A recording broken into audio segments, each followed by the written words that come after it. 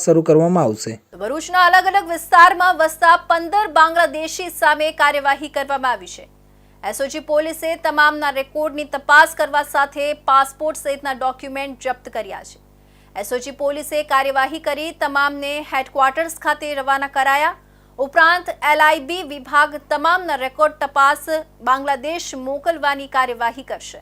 22 એપ્રિલના રોજ જમ્મુ કાશ્મીરના પહેલગામમાં થયેલ આતંકવાદી હુમલા બાદ ભારત સરકારે પાકિસ્તાનના તમામ નાગરિકોને દેશ છોડવાનો આદેશ કર્યો છે।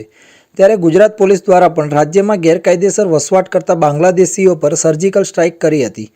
25 એપ્રિલની રાત્રે 3 વાગ્યે અમદાવાદ અને સુરતમાં એક ઓપરેશન શરૂ કરવામાં આવ્યું હતું, જેમાં અમદાવાદ પોલીસે 890 અને સુરત પોલીસે 134 ગેરકાયદેસર બાંગ્લાદેશીઓને ઝડપી પાડ્યા છે। ત્યારે ભરૂચ શહેરમાં પણ એસઓજી પોલીસે મોટી કાર્યવાહી કરી છે।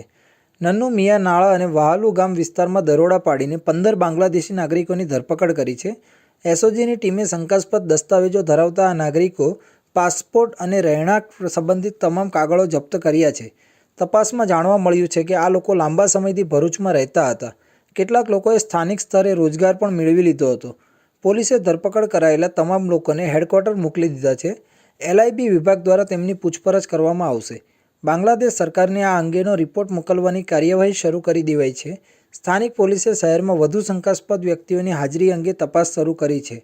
આ ઘટનાથી શહેરમાં ચર્ચાનું વાતાવરણ સર્જાયું છે। પહેલગામમાં આતંકી હુમલા બાદ રાજ્યમાં કોઈ અનિચ્છનીય ઘટના ના બને તે માટે ગુજરાત સરકાર એલર્ટ મોડમાં આવી ગઈ છે, જેને લઈ રાજ્ય સરકાર દ્વારા